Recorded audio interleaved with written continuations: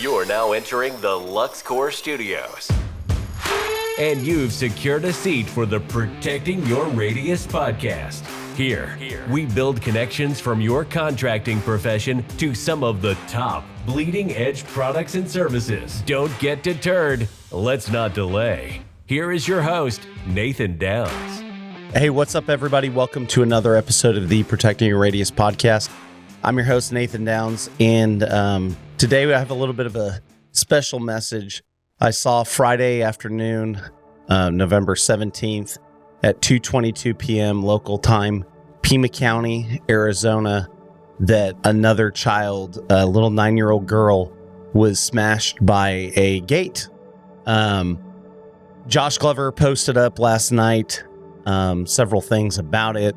There's been a lot of chatter. I thought I'd kind of swerve as we're going into Thanksgiving week here and do a quick special episode here about my thoughts on that, some ideas, and what we can do to be better. Many of you know, last month was Gate Safety Awareness Month, put on by the American Fence Association. I had the Hummingbird Alliance, Catherine Mills Reynolds from the AFA, several people that we collaborated with last month to talk about these things. And now we have another tragedy that is just simply not acceptable. I'm going to send several pictures to producer Rob as we talk about this. I'm going to show you pictures. A lot of people have already been asking in a short period of time, hey, what's the information on this gate? Was it a swing gate? Was it a roll gate? It looks like it might be a 3-part roll gate that rolled to the south.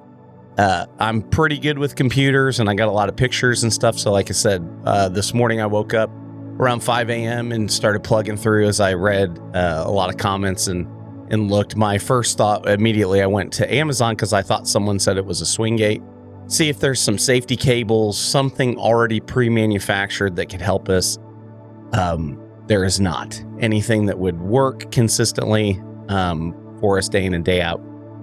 Something I came up with 6 years ago that we've used, and unfortunately I can also attest to the fact if we don't put this on every gate, but I as well, last month, the beginning of the year, this whole year, it's really challenged me to figure out a better way to make sure that every swing gate, every slide gate is safe, knowing that there's people passing through. It doesn't matter whether it's a walk gate or a drive gate, but of course, as we all know, these operated or really large, oversized manual gates are problematic in nature and will wear down over time. So, like I said, 6 years ago, I came up with this design. For those of you that can't see this, go to YouTube. It's basically a braided steel cable in the middle. Had some turnbuckles put on here. It's all one piece. This thing is solid. I mean, just a beast.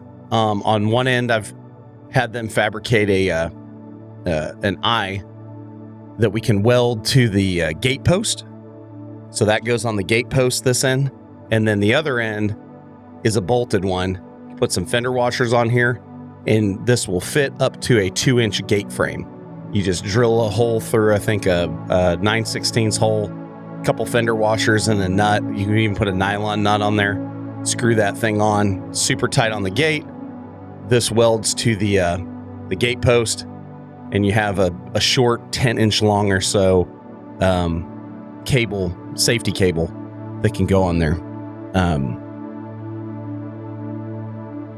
I had a gate fall on a kid. I had mentioned this story previously. We were on a job site for a high-profile client in Tulsa, Oklahoma. We were hanging 8-foot tall, arched. I think the opening was maybe 15 feet. So like a 7.5-foot wide leaf on each side, 8-foot tall steel, 2x6 tubular steel infill that we had made to look like wood slats and whatnot.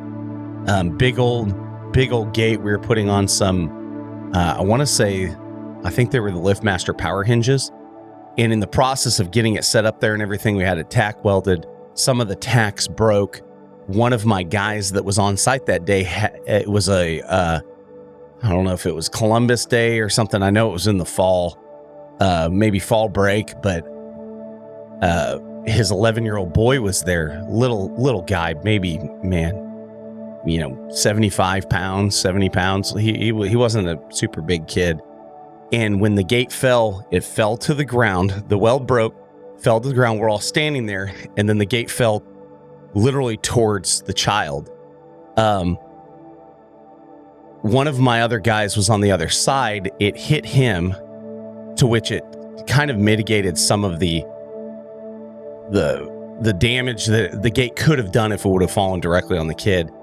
And, fortunately, we're all standing there. So adrenaline kicks in, pick up the gate, literally lift it straight off the kid and threw it over to the side. His dad takes him to the hospital. He's okay. Maybe a couple scratches and stuff. But it was super scary. And I can't imagine how someone that doesn't deal with this stuff on a day-to-day basis could rectify in their brain something like that happening. These gates, some of these gates that we're working on, guys, each one of us know, they're the size of small cars. And when I look at the pictures of the gate in this Pima County incident, it appears like this thing's 7-8 feet tall, solid. Maybe some type of corrugated metal R panel, looked like it was blue or something. But like I said, the way that I see it, looks like it might have been one of those tri-rolling gates that roll into each other, whatever. But fallover protection, you got to get creative, on something like that where you have multiple gates that go in line. How do you make it safe? How do you make it to where it can't fall over? It can't hurt someone? I don't have all the answers, but why I wanted to share this message with everyone today was I saw a lot of people saying that it's the associations jobs and they need to do better and stuff. I'll go a step further. Some people said it's the installers. Yeah, of course we know. Like, I've come up with these things like the cable for my swing gates, but I'll be the first to admit and to be honest, I haven't put this on every one of my gates. There's a cost involved with it. There's time. There's all these different things. But we have to be better. And I'm challenging myself in this, saying that I need to be better. I need to be better for our team and for our clients and for our community. But I think it really goes back to where we could get some help for this in the industry would be from the manufacturers, whether they manufacture the gates or they work on the operators. So often resources like this cable that I keep showing you guys, resources are the only reason that these don't get put on.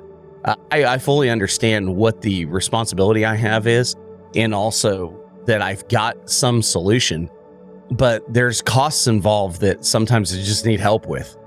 And I don't know if maybe certain manufacturers on the gate operator side, or even, like I said, the gate manufacturing side, if we collectively can create something industry focused, work on putting money into some type of endowment, where we can have these things produced on a mass scale where they can be included in packages, I'm looking at these guys. If this thing cost, $10 to make, raise your price by $12 and throw this in the box or something. I don't know. We have to have better creative ideas coming from the people that make the gates and get these out there, because I would rather see, when it falls back on the onus of the installer, that is true. But as each of us know, there's 50,000 people that do this thing, allegedly. Most of these guys don't care or don't know. And we can argue that all day long, but the proof is in the pudding. You go around each one of our cities, each one of our towns, each one of our communities, and you'll see so many gates, so many fences that are a liability, that are unsafe.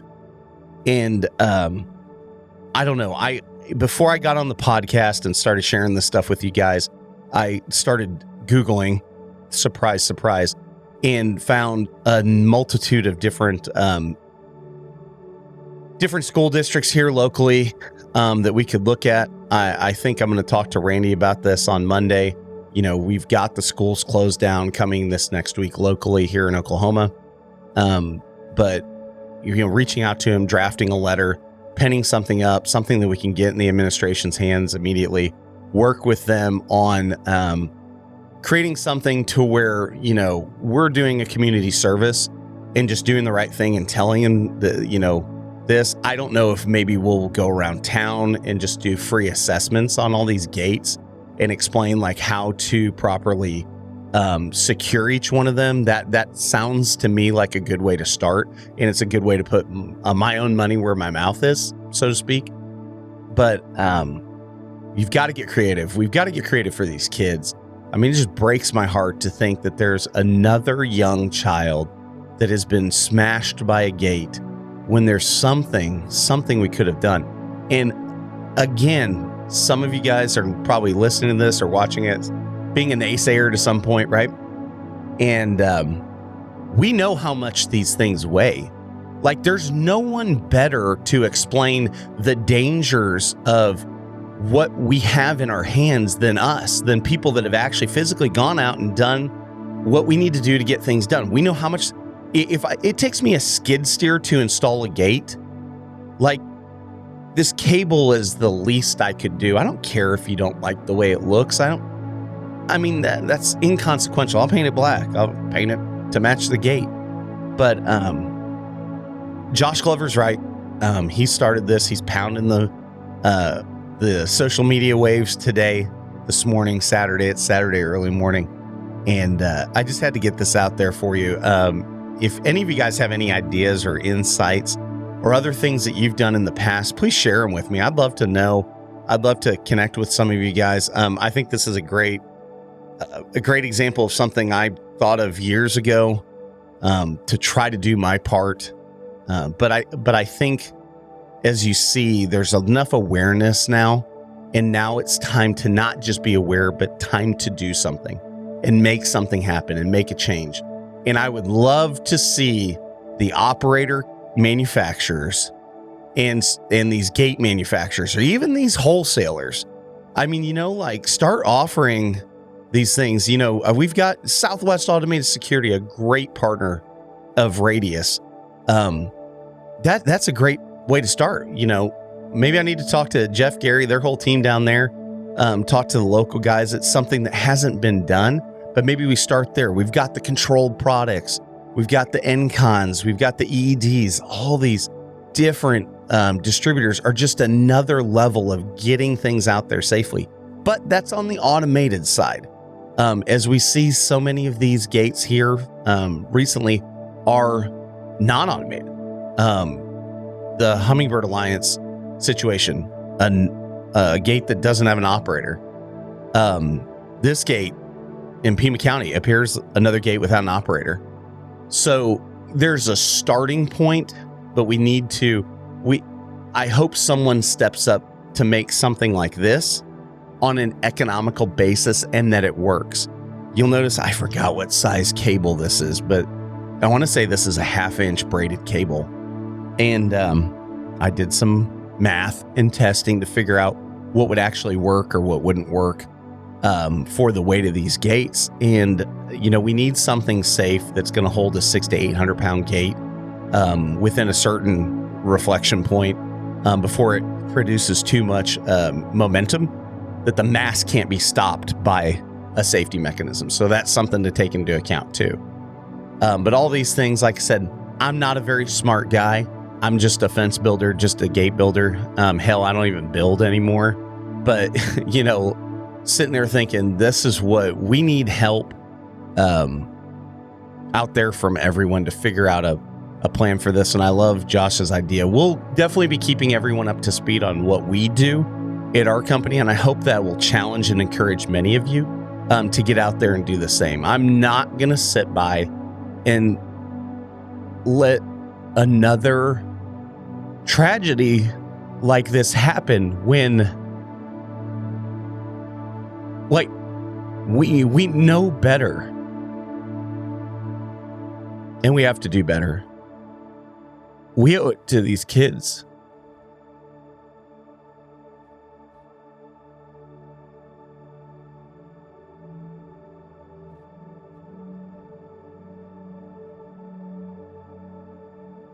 To get involved in the solution today, we encourage each contractor to visit some of these websites and voice your solutions and ideas for creating a safer future. TheHummingbirdAlliance.com, AmericanFenceAssociation.com, and FenceWorkers.org. Each of these organizations is working towards creating a safer future. Get involved today, reach out to someone, and let's not let these tragedies continue to go unaffected.